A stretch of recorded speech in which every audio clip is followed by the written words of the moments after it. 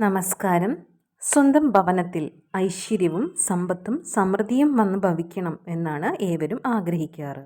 എന്നാൽ നമ്മൾ ചെയ്യുന്ന ചില തെറ്റുകൾ കാരണം അല്ലെങ്കിൽ നമ്മൾ ചെയ്യാതിരിക്കുന്ന ചില പ്രവർത്തികൾ കാരണം നമ്മുടെ വീട്ടിൽ ദാരിദ്ര്യം അല്ലെങ്കിൽ ദാരിദ്ര്യ ദുഃഖങ്ങൾ വന്നു ഭവിക്കുന്നു. ഇതിൽ ആദ്യം ശ്രദ്ധിക്കേണ്ട കാര്യം നമ്മൾ ഒരു കാരണവശാലും കിടക്കയിലിരുന്ന് ഭക്ഷണം കഴിക്കാൻ പാടില്ല എന്നതാണ്.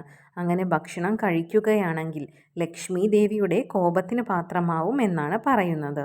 അതുപോലെ തന്നെ വിളക്ക് കൊളുത്തിയതിനു ശേഷം ഒരു കാരണവശാലും വസ്ത്രങ്ങൾ അലക്കുവാൻ പാടുള്ളതല്ല. അങ്ങനെ അലക്കിക്കഴിഞ്ഞാൽ ആ വീട്ടിൽ ദാരിദ്ര്യവും ദുഃഖവും വന്നു ഭവിക്കും. രാത്രി ഒരു കാരണവശാലും തൂത്തുവാരാൻ പാടില്ല. അങ്ങനെ ചെയ്യുകയാണെങ്കിൽ ലക്ഷ്മി ദേവി വീട്ടിൽ വസിക്കില്ല. അതുപോലെ തന്നെ രാത്രി മുടി വെട്ടുകയോ നഖം വെട്ടുകയോ ഒന്നും ചെയ്യാൻ പാടുള്ളതല്ല. അതുപോലെ എന്തെങ്കിലും പണമിടപാടുകൾ നടത്തുന്നതാണെങ്കിൽ അത് പകൽ സമയം ചെയ്യാൻ നോക്കുക. സന്ധ്യ കഴിഞ്ഞ് ഇങ്ങനെയുള്ള കാര്യങ്ങൾ ചെയ്യാതിരിക്കുക. ഇത് നമ്മുടെ ഭവനത്തിലെ ഐശ്വര്യം ഇല്ലാതാക്കുകയും നമുക്ക് ദുഃഖവും ദാരിദ്ര്യവും എല്ലാം കൊണ്ടുതരികയും ചെയ്യുന്നതാണ്. അതുപോലെ ശ്രദ്ധിക്കേണ്ട ഒരു കാര്യം തന്നെയാണ്, വിളക്ക് കൊളുത്തുന്ന സമയത്ത് ഒരു കാരണവശാലും വീട്ടിൽ കലഹമുണ്ടാകാൻ പാടില്ല.